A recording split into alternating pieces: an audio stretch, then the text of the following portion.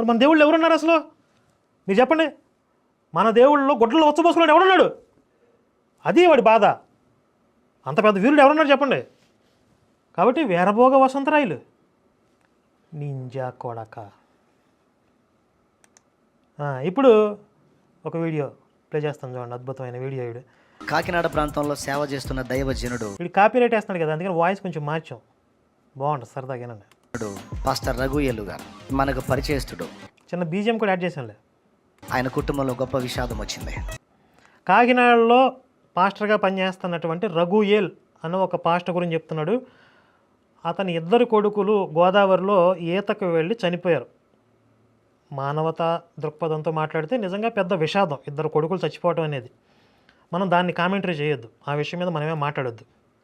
కానీ వీడేం చెప్తున్నాడు, దాని మీద వీడేమంటున్నాడు, దాన్ని కూడా వీడు వ్యాపారానికి ఎలా యూజ్ చేసుకుంటున్నాడు, వీడు మాట్లాడిన దాని మీద మన కామెంటరీ చేద్దాం. తన 2 కుమారులు, ఒకనికి 20 ఏళ్ళు, ఒకనికి 18 ఏళ్ళు, క్రాంతి, పాల్, అభిషేక్ అనేటువంటి 2 పిల్లలు ఫ్రెండ్స్తో కలిసి గోదావరిలో స్నానం చేయడానికి వెళ్ళి 2 కొట్టుకుపోయారు. ఎంతోమంది ఆత్మని రక్షణలోకి నడిపించి ఒక సంఘం కట్టి, మరి ఇప్పటికి ఎన్ని సంఘాలు కట్టాడో తెలియదు. నాకు తెలిసి నేను వెళ్ళినప్పుడు 2-3 ప్రాంతాలు చేస్తున్నాడు ఆయన. ఎంతోమంది ఆత్మల రక్షణ, ఎంతోమందిని మత మార్పిడి చేశాడు. హిందువుల్ని మత మార్పిడి చేసేసి సంఘాలు కట్టాడంట. దేశాన్ని ఉద్ధరించే పనిలా చెప్పుకుంటారు వాళ్ళు. ఆత్మను రక్షించేసాడంట. నిజానికి అందులో పోయిన వాళ్ళే నరకానికి పోతారు. బైబిల్ ప్రకారం నరకానికి పోతారు, హిందుత్వం ప్రకారం కూడా నరకానికి. అలా ఎటు పోయినా నరకాన్ని తప్పించుకోలేరు వాళ్ళు. కానీ నేను చెప్తున్నాను, క్రైస్తవుడు, క్రీస్తునందున్న విశ్వాసి పిల్లల్నే కాదు దేన్ని కూడా వాస్తవానికి కోల్పోడు. ఇది నిజం. నీ భర్తని కోల్పోయినా, భార్యను కోల్పోయినా, తల్లిని కోల్పోయినా, పిల్లల్ని కోల్పోయినా నిజంగా కోల్పోయినట్టు కాదు. ఉత్తినే అంటే ఆ గొర్రెలకి ఏం చెప్తున్నాడంటే, మీ ఇంట్లో ఎవరైనా చచ్చిపోయినా ఏం కాదు అసలు, ఉత్తినే, అదొక చిన్న సరదాగా ఆడే ఆట అది. చదువుకోవడానికి హాస్టల్కి పోయినట్టుగానే దేవుని పరదైసుకు చేర్చబడ్డారు. అది చూసారా, హాస్టల్కి పోయినట్టేనంట. విలేజ్లో ఉన్న పిల్లలు చదువుకోవడానికి సిటీకి పోయినట్లుగా ఈ భూమి మీద ఉన్న క్రైస్తవుల పిల్లలు పరలోకానికి పోతారు. అంటే క్రైస్తవులు చచ్చిపోతే అంతే, అంతకుమించి ఏం కాదంట. మరి ప్రవీణ్ పగడాల విషయంలో ఎందుకు అంత రచ్చ చేశారో సరే, అసలు హత్యే కాదు యాక్సిడెంటు అనేది నిర్ధారణ అయిపోయింది. హత్య యాక్సిడెంట్ సరే అలా ఉంచండి, జస్ట్ హాస్టల్కి పోయినట్లే, ప్లేస్ మారినట్లే. మరి దాని మీద ఎందుకు అంత రాద్ధాంతం చేశారు, అంత రచ్చ చేశారు? అసలు మరణం అనేది అది భరించలేనిది, తట్టుకోలేనిది, దీని మీద మేము తగలబెట్టేస్తాం, అది ఇది అని చెప్పి నానా రచ్చ చేశారు కదా. నువ్వు కూడా రెచ్చగొట్టే వీడియోలు మాట్లాడావు కదరా.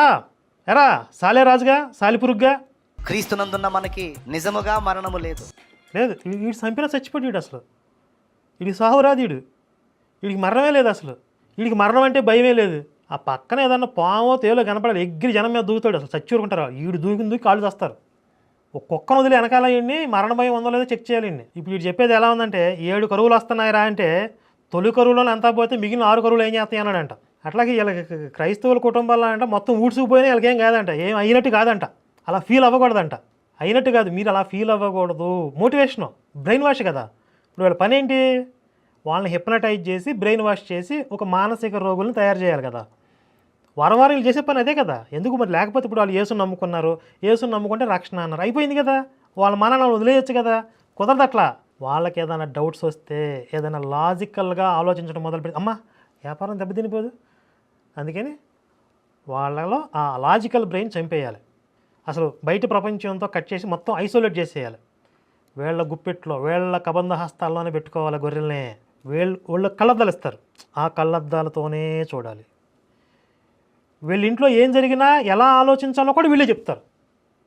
కానీ అదే వీళ్ళకి అప్లై అవ్వదు. మళ్ళీ వీడింట్లో పిల్లలు చచ్చిపోయారు అనుకోండి, వీడు ఫీల్ అవ్వకుండా ఉంటాడా? అదే చెప్తాడా?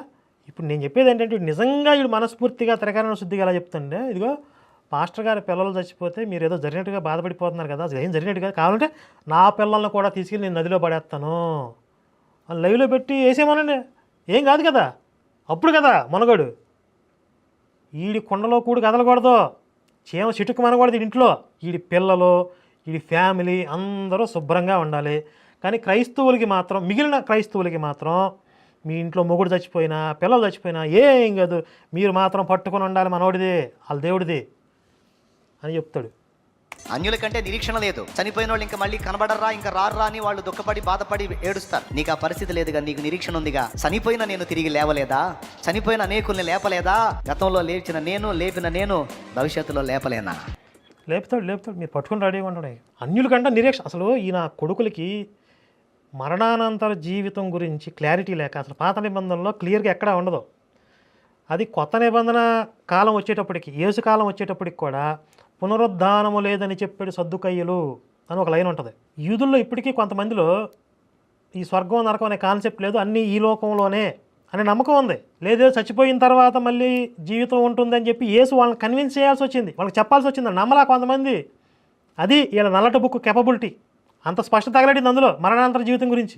మన భగవద్గీతలో ఎంత క్లియర్గా ఉంటుంది, ఆత్మ నాశనము కానిది, ఏ అస్త్రశస్త్రాల చేత దాన్ని ఖండించడం సాధ్యం కాదు, అగ్ని దహింపజాలదు, నీరు తడుపజాలదు, వాయువు ఆర్పివేయును సమర్థము కాజాలదు.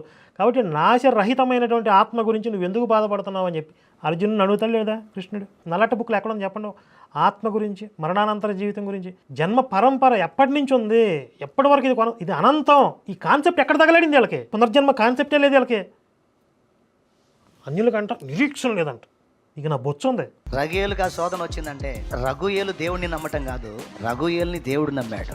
ఇదేనండి అసలు హైలైట్. అసలు రఘుయేల్ అనే పాస్టర్ని వాళ్ళ దేవుడిని నమ్మడం వల్ల వాళ్ళ ఇంట్లో పిల్లలు చచ్చిపోయారు. అంటే వీడిని నమ్మలా, వీడింట్లో పిల్లలు చావలా కదా. ఇప్పుడు సాలేరాజు గారి ఇంట్లో పిల్లలు చావలేదు అంటే వీడిని వాళ్ళ దేవుడు నమ్మట్లేదు అసలు. ఈయన కొడుకు తేడాగాడు, వేస్ట్ గడీడు, పరమ నికృష్టుడు అని చెప్పి వీళ్ళ దేవుడు ఒపీనియన్ వీడి మీద. లేకపోతే బొచ్చుగా పాపం ఆయన ఇంట్లో ఏదో విషాదం జరిగింది, పిల్లలు చచ్చిపోయారు. ఇప్పుడు దీనిని బట్టి గొర్రెలకి ఏదైనా డౌట్ వచ్చిందంటే ఇప్పుడు దాకా వీళ్ళు ఏంటి అద్భుతాలు అని కదా చెప్పేది. యేసు నమ్ముకుంటే అద్భుతాలని కదా. ఇన్ని అబద్ధాలు చెప్పి వీళ్ళందరినీ లాక్కొచ్చాం కదా. ఇప్పుడు పాస్టర్ ఇంట్లోనే పిల్లలు చచ్చిపోయారంటే ఇంక వీళ్ళ దేవుడు ఎక్కడున్నాడు, అసలు వీళ్ళ దేవుడికి మహిమలు ఎక్కడున్నాయి అని డౌట్స్ వస్తాయి కదా గొర్రెలకి. అందుకే వీళ్ళందరినీ కూర్చోబెట్టి బ్రెయిన్ వాష్ మొదలుపెట్టాడు. అసలు అలా జరగటం ఒక అద్భుతం, ఒక వరం అని చెప్తాడు వీడు. ఇప్పుడు నీకు నాకు అలాంటి పరిస్థితులు కల్పించాలంటే ముందు మనల్ని నమ్మాలా దేవుడు. నేను నమ్మడుగా అసలు ఎవడు దేవుడు, నీ పక్కింటోనే నమ్మను నిన్ను. చక్కగా ఎదిగినటువంటి ఒలీవ మొక్కల వల్ల ఎదిగిన నీ పిల్లలిద్దరిని ఒక్క దినం మందే నేను తీసేశాను కదా. రఘుయేలు, నా మీద నీ కోపం రాలేదా అని అడుగుతా. నన్ను అసహించుకోవాలనిపించలేదా? నా మీద చీదర పుట్టలేదా? నువ్వు ఇంత సేవ చేసావు, నా కోసం ఇన్ని కష్టాలు పడ్డావు, నేను ఈ పని చేశాను, నీకు గాయం కలగలేదా అని అడుగు. ఈ క్వశ్చన్స్ అన్నీ కూడా వీళ్ళ దేవుడు వచ్చి రఘుయేలు నీ ఇద్దరు పిల్లల్ని తీసుకెళ్ళిపోయావు కదా, బాగా ఎదిగిన పిల్లల్ని, అప్పుడు నీకు నా మీద కోపం రాలేదా అని అడుగుతాడంట.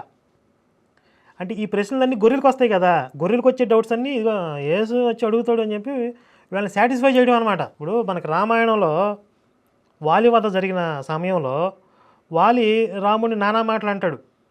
నువ్వు అసలు ఏమి రాజవంశంలో పుట్టి, ఎంత గొప్ప రాజవంశంలో పుట్టి ఎలాంటి కుట్ర నా మీద ఎందుకు చేసావు, నువ్వు ఒక పాము లాంటి వాడివి, కపట బుద్ధి నీది, రకరకాల నానా మాటలని చాలా ప్రశ్నలు అడుగుతాడు.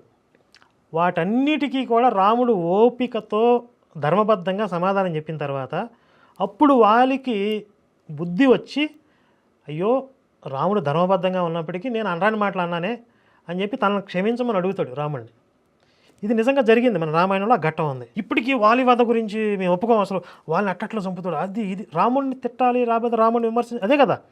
సీతను అడవులు పంపించాడు, వాలిని చెట్టుచాడు, ఈ రెండు తప్ప ఇంకేమైనా ఉంటాయా ఇక్కడ? సరే ఆ వాలి సందర్భం పక్కన పెట్టండి. ఇప్పుడు వీడు జరగని విషయాన్ని జరిగినట్టుగా యేసు వచ్చి అడుగుతాడంట. ఆయనకే దిక్కులు, ఆయన యమలోకంలో వదిలితే కదా అడగటానికి. ఆయనకి యమలోకంలో రిలీఫ్ ఇవ్వాలి కదా, కిందకి రావాలి కొంచెం. ఎప్పుడన్నా రిలీఫ్ వచ్చినప్పుడు నాతో మాట్లాడతాడు వచ్చి. మీతో మాట్లాడే టైం ఎక్కడ ఉంది ఆయనకి? మీ మొహాలు ఎందుకు చూస్తాడు రా సాలేరాజుగా? ఈ పేరు ఈరిగాడు అంట, అసలు ఈ పేరు సాలెంరాజు కాదు, ఈరిగాడు.